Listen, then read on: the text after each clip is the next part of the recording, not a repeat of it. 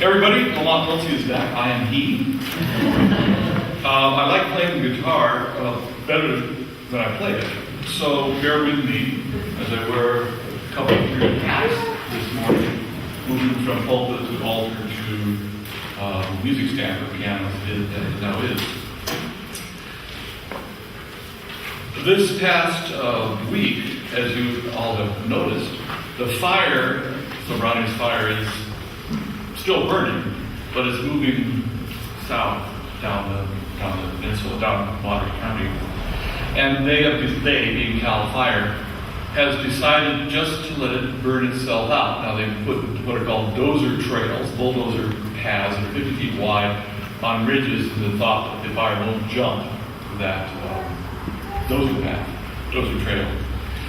It's amazing how skillful these firefighters are. There are thousands of them here. It costs around $3 million a day. CAL FIRE and the associated fire districts are paying. I heard that, I was staggered by that fee, that $3 million a day. But you know, they'd be paying them that to play checkers if there weren't fires. I mean, that's what you pay firefighters for. You pay them to sit around and play checkers until you need them, and then you need them. So that's why they get paid for not doing anything until they do basically everything. It's interesting how today's gospel works into the events of the day, not just corporately, Carmel Valley Fire, but personally. Everybody in this room, I think, can take a lesson from the gospel for today. And so I want us to ponder today's gospel and the three essential points in it contained in each of the beginning of the three paragraphs. The 3 points are: don't be afraid, be alert, and be ready. Don't be afraid, be alert, and be ready. Have you ever wondered about snoring? The how and the why of snoring? Well, what it is, your glottis. You, in the middle of the night, you're relaxed, you're lying on your back.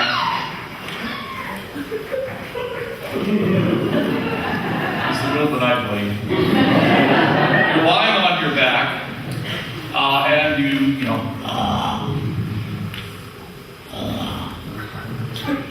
Have you ever thought why we snore? It has served a eugenic, an evolutionary purpose. People who snore had a competitive advantage in survival. Back in the day, the Cro-Magnon, troglodyte day, because it repels bears. Now you can look this up on the internet. There's a website. Isn't this great? Called Ask Buck. And you can ask Buck, which is sponsored by the magazine Backpacker, what's up with snoring?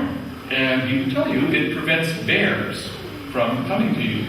And evidently, bears are attracted by smells that smell good. And they are repelled by sounds that sound strange. Now, if you want one index of where the wild ends and people begin and vice versa, bears and people cannot live together. There is no place on earth where they live together. They are tolerated up in Churchill, Canada, where the polar bears are. But bears are intractable. I mean, they haven't made any compromises with humanity. And so snoring smells like, or sounds like, the only animal they are really afraid of, which is us. Now that's what it probably sounded like. It reverberating through a cave in Manitoba. Manitoba doesn't have caves. In New Brunswick caves. They are afraid, rightfully so, of us, and we're afraid of them. Now, the thinking is that snoring deters bears from investigating the good smell that a nice sweaty Neanderthal might have been. And so the snoring scares them away. Buck, in the article, Buck recounted they wanted to test the proposition whether or not snoring repelled bears, but they couldn't find 10 men to sleep without snoring. Now, I know we're thinking a lot about snoring. I know my wife thinks a lot about snoring, because she'll tell me in the middle of the night she's thinking about snoring. Not hers, mine. So, for example, what it does, it deters eating. Let us just say you were really hungry for a Big Mac. You drive down to McDonald's, and you hear small arms fire. Would you go to Big Mac, or would you take a turn and go down to Kentucky Fried Chicken? Snoring deters bears. In the natural world, there are a lot of things to be afraid of, like bears, and the Sobrani's fire. It's burning down there, still burning. Now, 16 days ago, on February 22nd, Friday, January 22nd, July 22nd, I got a lecture this morning about being very careful about dates. 16 days ago, on Friday the 22nd of July, the fire started. And the next Sunday, the following Sunday, on the 24th, I spoke about it here in church, so I could see the pine trees exploding on the ridges as they get heated up, and the sap just goes boom, boom, and they go off like a Roman candle. So, 8 days later, on Saturday the 30th of July, Cal Fire went through our neighborhood and tagged the houses that did not have 100 feet of defensible area around them. I live on a street with 20 homes, and 15 of them got tagged, mine being one of them. Well, so what do you say? Well, I was told by a neighbor, a panicked neighbor, that Cal Fire doesn't have to put out homes that don't have 100 feet of defensible space. They are excused from it. You all remember that every year, if you live in a rural, unincorporated area, you pay $119 a year for rural fire protection. That's an insurance policy. Correct? Correct? Yes, it is an insurance policy. And I would be willing to bet if one had even the time, inclination, or patience to read the fine print, it says someplace that if there's not 100 feet of defensible space, the insurance company is off the hook. I don't know that, but I've become cynical in my old age. So for this last week, since July 30th, I have been, as my neighbors have been, inundated with emails, phone messages, telling me we've been tagged, and we've got to get our properties cleared to 100 feet around the defensible area. Now, the fire is 10 miles further down the road now than it was on the 30th of July. Risk has really declined, but I'm still getting the emails because I haven't been able to find a work crew to do it. Why? Because everybody in Carmel Valley is putting 100 feet of defensible space around their house, and they're charging double for overtime. I mean, it's expensive now to get 100 feet of defensible space around your house, but they're coming on Monday with their weed whackers and chainsaws, and it should be done. The point I'm driving at is this. Good neighbors all. It's too late to be afraid. It was too late on the 30th of July to be afraid of the fire. The risk had passed, but they were afraid. They were very afraid. And I was too, I'll admit it. But as Jesus said on point 1 of the gospel for today, don't be afraid, little flock. Instead, Jesus says, be alert.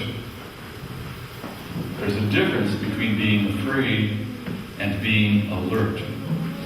And that difference is that alertness includes and is based on awareness. Be afraid, the commandment, leads to blind obedience to the fight or flight reaction. Be afraid. Be very afraid. Awareness asks, what is actually going on? What is actually going on? And this is where we Christians, we disciples, have an advantage. Because what is going on is what has always been going on. We are being cradled in the love of Jesus' God, Abba. Abba, who has brought us this far and will lead us on.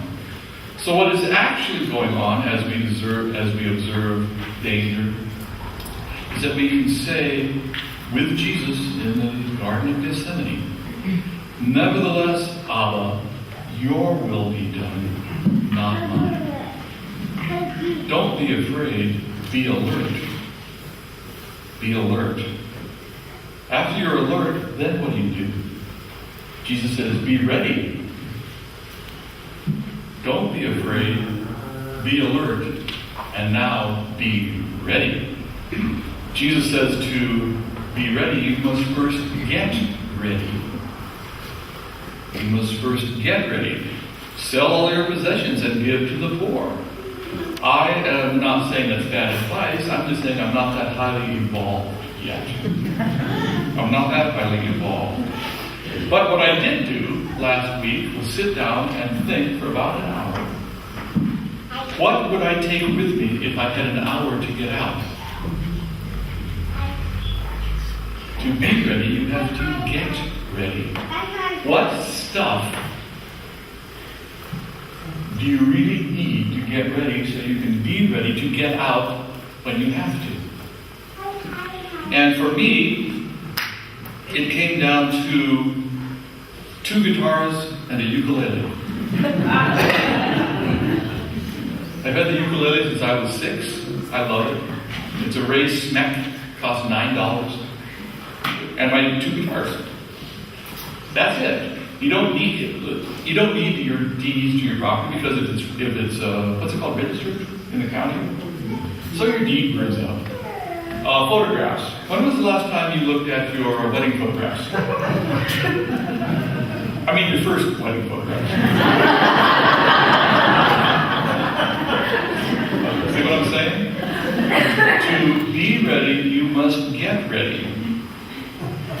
Pretend that you got the doctor saying to you, Lamont, you should put your affairs in order.